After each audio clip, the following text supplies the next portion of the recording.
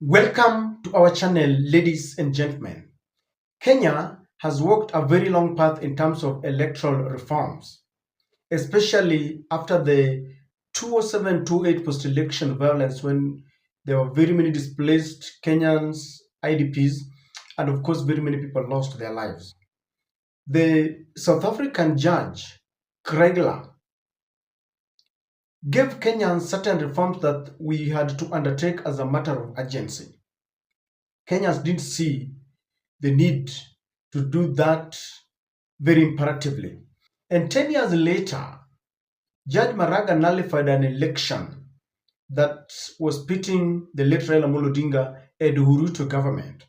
And in his judgment, there is something that Judge Maraga said, that elections are not events. He emphasized that an election is a process. It begins with procurement of materials, even what happens during the campaigns. And he warned Kenyans that we must not look at elections as an event of just voting, just casting ballot, papers into the ballot boxes. Now, recently we had by-elections in the country.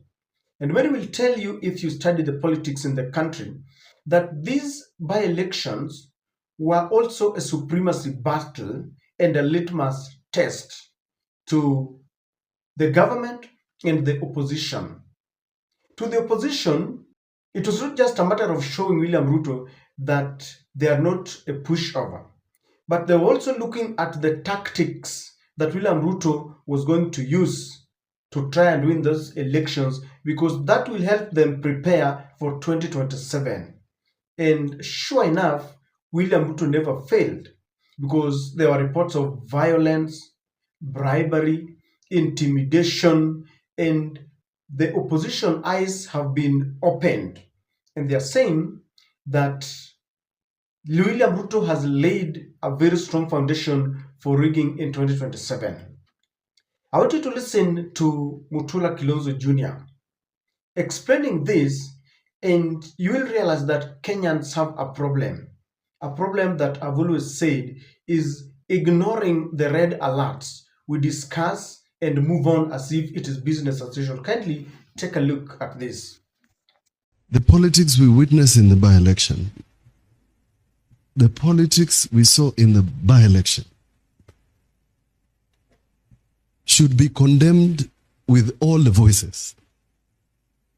Kwa sababu, violence cannot become part and parcel of our election process.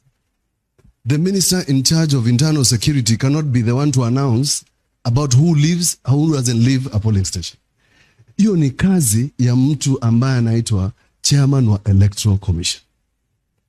And there's something we lost, part leader, with the BBI. We had done a clause in the Election Offences Act which was going to bar any politician who instigated violence. We had put it in the election offenses. It's not too late to bar politicians. What Professor Kibwana is saying will not happen until a politician is barred from contesting an election. And violence, when the law says that the sum total of this did not affect election results, it does not talk about the 1+1, the margins that DG is talking about. If the process is flawed to the extent that there's so much violence, those elections can be and should be nullified. That is the law. So tusikue kama Tanzania, tuseme ukweli kwamba sheria inasema kwamba wale ambao walileta vurugu na wale walifanya watu wakamwaga damu na wakauliwa kwa sababu ya siasa, yule mtu ambaye amechaguliwa asikae kwa hiyo kiti akifikiria. And it doesn't end there, ladies and gentlemen. Muranga Senator John Yotu is explaining just what happened in Mbeere North. And you'll realize that there's a problem that Kenyans must confront if we have to face 2027. Otherwise, if we keep ignoring these red alerts as usual, we talk about them and continue as if it is business as usual, then I can assure you there is no need of pretending that we are going to vote in 2027. There is even no need of pretending that we're singing, one term. Listen to John Ruto. Told before they bring the matter to us. But now coming to the matter of by-elections, first of all, I want to tell you, Ayub, that the opposition did not lose. Victory was stolen. Actually, I should not say it was stolen. I should say the opposition's victory was robbed. Because about Bear North, where I was, the voting was happening last Thursday. I mean, everybody in this country who follows the news, because you people are covering these particular by-elections, know that, for example, in Bear North, there is a polling station called Gitifuri, where CS Roko, which CS Roko invaded, accompanied by, goons armed with crude weapons and plainclothes officers who were armed also. And he drew, as a person, in person, drew out our agents, the opposition agents. What happened in that polling station? After that, only CS Roko can tell you. So the intimidation, the amount of money spent, the mere impunity, violence, and even lies in Bere, old people were told that if you do not vote for the government candidate, in this case, Wamudende, then your social protection, monies will be withdrawn. What do you expect of old people in a rural setup? The presence of government, because government had basically been transferred to Mbere and Malava. But let me talk about Mbere, which is where I was. That intimidation, the number of voters appearing in polling stations saying that they needed to be assisted. The imaging, taking images of the vote because they had been told, and this is true, they had been told that once you photograph or you take a picture of your vote showing that you have voted for the government candidate, then you are going to be paid some money. The buying of ID cards, that young men and women were told, sell us your IDs up to Friday. We give them back to you on Friday after voting. All these. And then the government emerges after all this intimidation, voter bribery, robbing of polling stations. Okay. They emerge with a mere, victory of about, I think, 4. Now, ladies and gentlemen, I really have a problem with the Kenyans, me included, because we've got this penchant of ignoring red alerts. I've always given an example of 2017, when the man at the center of the IT, the man who was manning, do I call it the server or what? Chris Musando was killed or murdered. And Kenyans knew very well that the people who did this knew very well that Musando was the stumbling block to their victory.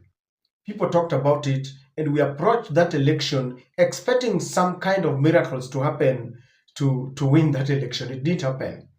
Then recently in 2022, in the last elections, Jose Kamago and the group were caught red-handed with their hands in the cookie jar with election materials.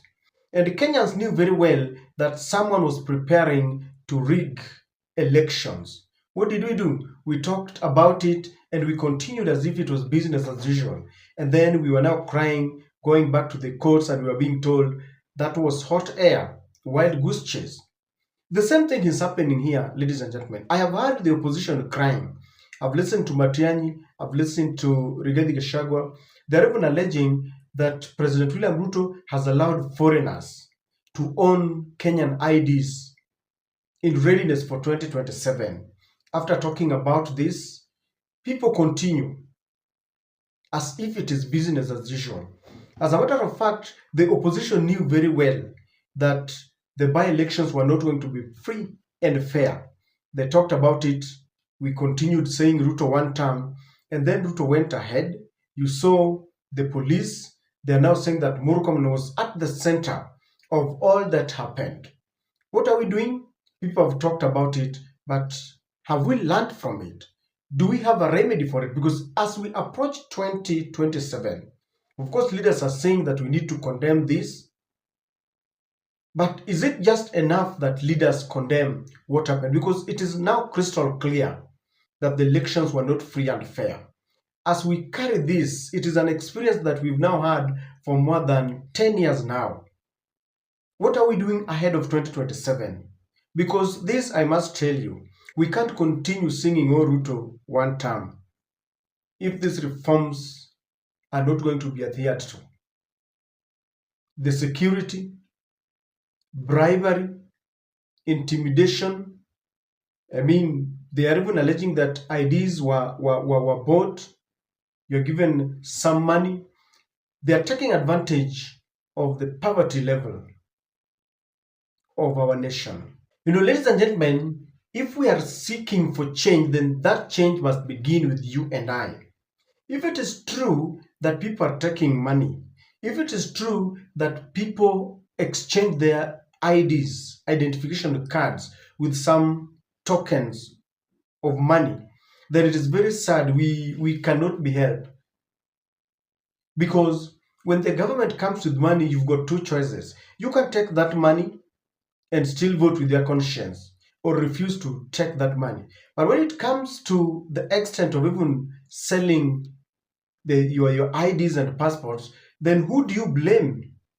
Because no one is forcing you to exchange your ID. So I have a feeling that we really need to change tact. We cannot continue doing the same things and expecting any result. I've seen people say that they're tired of this government. But the very, very people saying that they're tired of the government are the people who take bribes, are the people who vote otherwise, and then they start crying. There was this discussion that Gen Zs never took part in the by-elections. Yet you will see them when after the elections, when they say elections have been rigged, Ruto one term. If the same energy and numbers that I always see during demonstrations and on social media would have been converted into voting, it would be very difficult for those who want to rig elections. And I have a feeling, I'm tempted to advise that we really need to change our mentality. And I've always made a lot of noise. I've always shouted my lungs out that we should shun bribery, tribalism, and voting along ethnic groups. So if we don't change, then William Ruto is still going to carry the day. I've always said that William Ruto doesn't need an average politician to oust him from power. If Ruto is going to be defeated, then the politicians must be above average. He's shrewd and very cunning. Using money, the police has got everything. And Kenyans must really stop. Number two, we must stop ignoring these red alerts. We talk about them, we lament, then after 2 days, we continue. We are waiting for another disaster. Like now, we speak and we know very well, this is the script. It has been written by the government. And remember, this was just a test. When it comes to a matter of life and death, the general election, the presidential election, you can imagine what is going to happen. We need to take action. We need to decide on one accord that we are going to take action, not just talk about these red alerts. When they appear, we need to confront them. We must reject rigged elections. Kenyans must shout, must protest, must refuse. Because when we accept, for example, right now, if we believe that Wamudende and Ndakwa have been propelled to victory as a result of election rigging, we accept them. They're going to take salaries. We pay them because they are maintained by taxpayers' money. And it is business as usual, ladies and gentlemen. It is like we are hero worshipping election rigging. Those who rig elections become our masters and mistresses. And things cannot remain the same.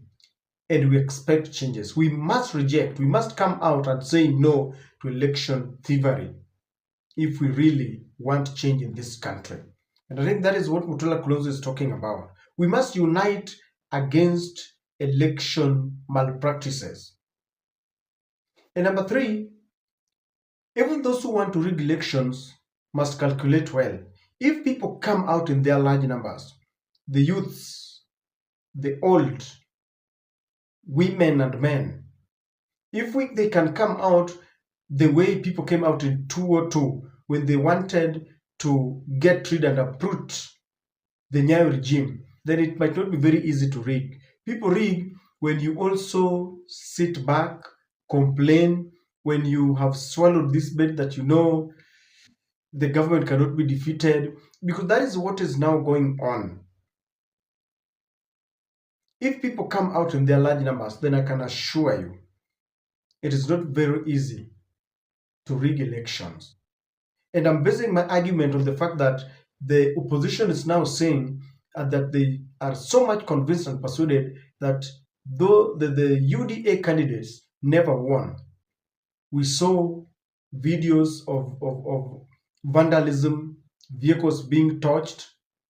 We saw people crying, saying that they've been intimidated. We saw people, blood. It was a very bloody day. And I'm saying that there is no need of singing one time if we are not going to take any action. And that is what the opposition is trying to explain. But beyond explaining, beyond discussions, we really need to decide on one accord that we must now take a paradigm shift on how to deal with such disastrous results. I don't know what to think, but that is my take.